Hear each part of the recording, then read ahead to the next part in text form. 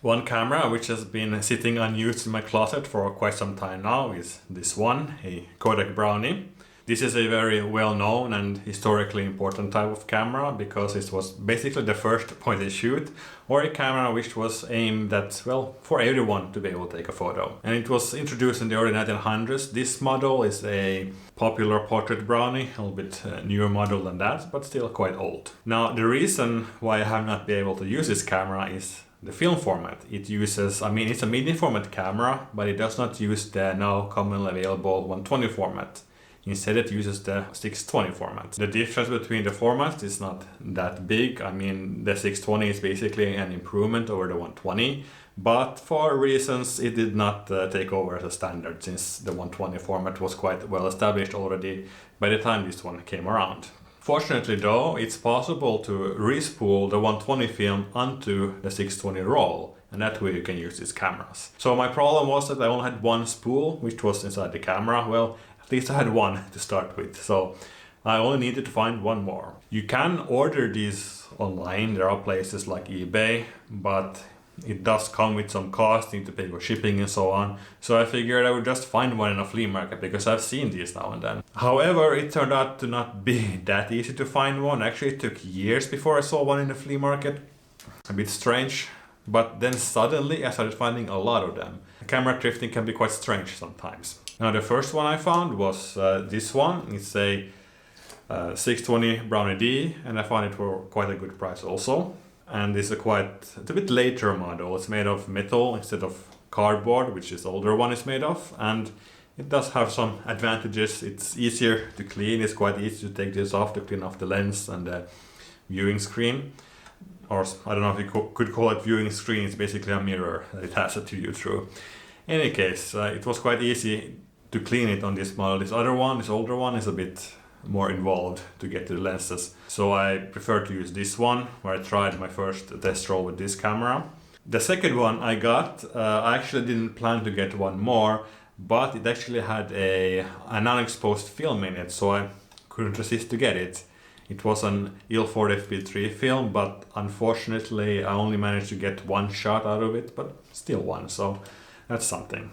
And this one is a 620 Brownie Model E, so it's a bit later one. All of these three brownies that I had, the lenses on them were quite dirty, also the viewing screens, and it definitely affects the image quality if the lens is some smudge is left on it, so that's definitely something to pay attention to. These cameras are really easy to use. Of course that's the whole point with them. But in any case, so first of all, you have this viewing screen you can look through, and you can use it in both this and this format, since it has a 6:9 negative. So it's like a rectangle, the same as like the typical 2:3 format you have on modern digital cameras. And the shutter button is here, and just to press. You can press it how many times, so it's quite easy to do double exposures by mistake, or not by mistake. So usually they have two shutter settings. One is like 1/25 of a second, 1/30 of a second, or 1/50 of a second. It really depends on the model. So you really need to keep this camera still while taking a picture. The best way is just to have it like on waist height and look down into the finder. So that way you can keep it still and have a good view of the finder. From what I've seen, all of these also have a bulb function, so if you want to do a longer exposure, you just hold the shutter button down. Of course it needs to be even more still, preferably on a tripod or something.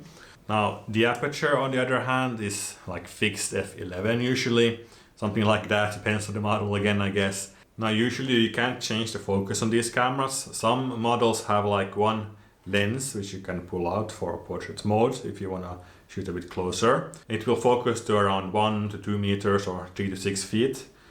So yeah, and I tried it and it does actually work. The focus is a bit closer, so it's quite useful for that.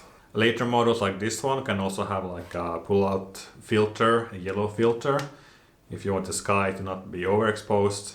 But that's usually not a problem with modern films. More an issue with older films that were more sensitive to blue. This model also has some extra features like a lock, so you won't press a shutter button by mistake if you have it in a bag. Also there's a flash contact and a contact for a remote release, a wire release. So this one is a bit better for like long exposures, I think.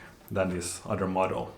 Yeah, you also have the tripod mount, so definitely better for longer exposures. Opening the back on this camera is quite easy. You just pull this winding knob out and then open the back, and out it comes, the film loading dock or something, whatever you choose to call it, or whatever it is supposed to be called.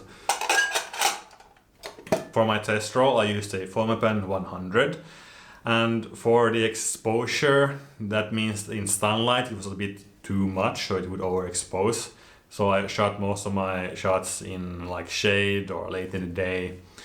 I mean, at the time where these cameras were like new or popular, ISO 100 film was actually quite fast. Their normal speed was more like around 25 or something, so that's also something to keep in mind. For the results, well, the first thing I can say is that it was quite a fun camera to use. I mean, it's very different from any other camera I have, also the older medium format cameras, because you don't have so much settings to change. I mean, the main important thing is to frame your photo and click the button and make sure you don't shake it too much. On the other hand, once I got home, developed my roll and scanned the photos, I was a bit disappointed, at least at first, because the photos turned out quite dull, bland, unfocused, and not very exciting looking. But fortunately, after I scanned a few more shots, my opinion changed, and there were some shots that I liked. So it turned out I was just a bad photographer for the first shot. So yeah.